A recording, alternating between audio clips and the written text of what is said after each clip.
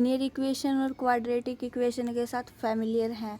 हमें पता है कि लीनियर इक्वेशन में हमें वेरिएबल की एक वैल्यू मिलती है और क्वाड्रेटिक इक्वेशन में हमें वेरिएबल की दो वैल्यू मिलती है। जैसे अगर हम ये एग्जांपल लें x + 3 = 9, तो हमें यहाँ पर x = 9 - 3, x = 6 एक वैल्यू मिली x की। उसी तरह क्योंकि ये वेरिएबल था, अब हम यहाँ से इसको सॉल्व करके देखें तो हमें मिलेगा x² - 5x + 6 = 0।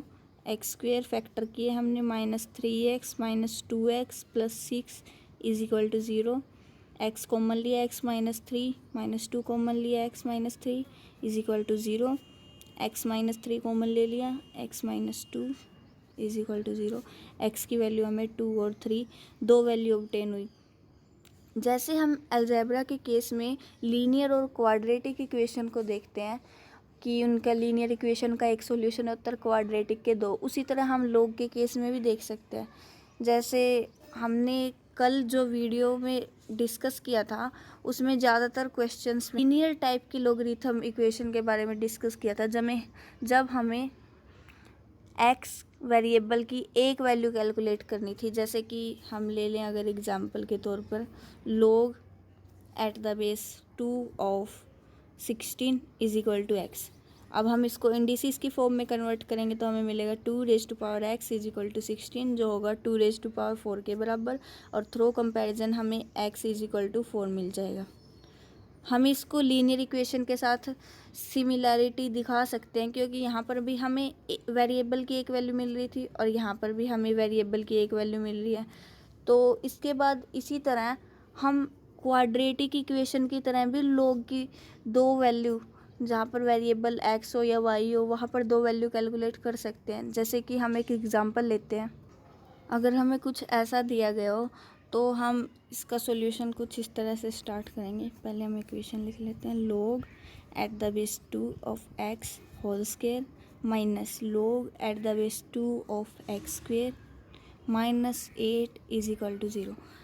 अब हम इसको लिखेंगे log (2 of x whole square minus 2 log (2 of x -8 = 0।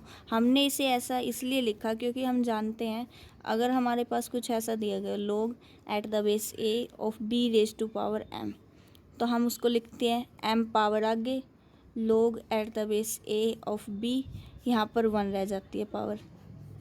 अगर हम कंपैरिजन करें इसकी आपस में तो हमें a की वैल्यू मिलेगी 2 और b की वैल्यू मिलेगी हमें x और m की वैल्यू हमें मिलेगी 2।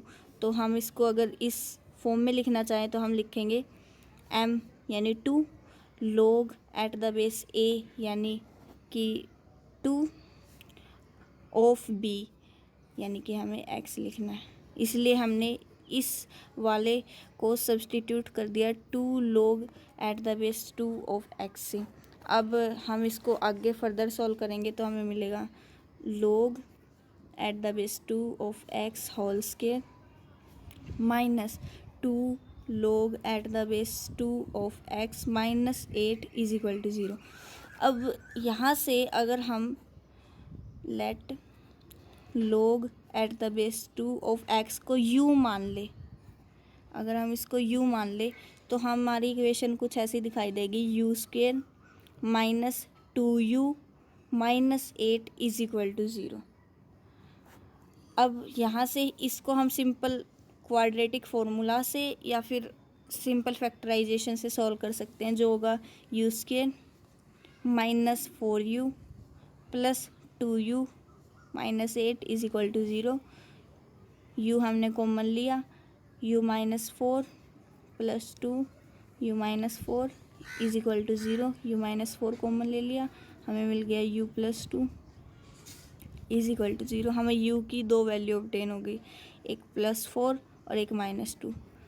अब हमें ये एक्चुअली में u की वैल्यू मिली है, हमारा जो शुरू का वेरिएबल था x उसकी वैल्यू नहीं मिली है। उसकी वैल्यू अब हम कैलकुलेट करेंगे आगे जो होगी, अब हमने ये ले रखा था पहले ही, तो हमारे पास हो जाएगा log at the base 2 of x की वैल्यू एक हो जाएगी 4 और एक हो जाएगी log at the base 2 of x is equal to -2।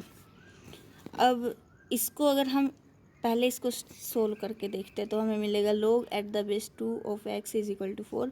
इसको इंडिसेस की फॉर्म में लिखेंगे तो हमें मिलेगा 2 raise to power 4 is equal to x। इसका मतलब हमारा सॉल्यूशन हो जाएगा x is equal to 16।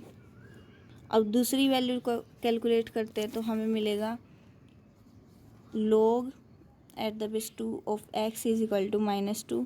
Indices की फॉर्म में लिखा तो हमें मिलेगा 2 raise to power -2 is equal to x। इसको हम लिखेंगे 1/2 रेज टू पावर 2, क्योंकि अगर नीचे वाली डिवीज़न वाली पावर है तो वो ऊपर जाके नेगेटिव हो जाती है। x की वैल्यू हमें मिल गई 1/4। हमें x की दो वैल्यू ऑब्टेन हो गई, एक 16 और एक 1/4। इसी तरह हम कुछ और एग्जांपल भी कर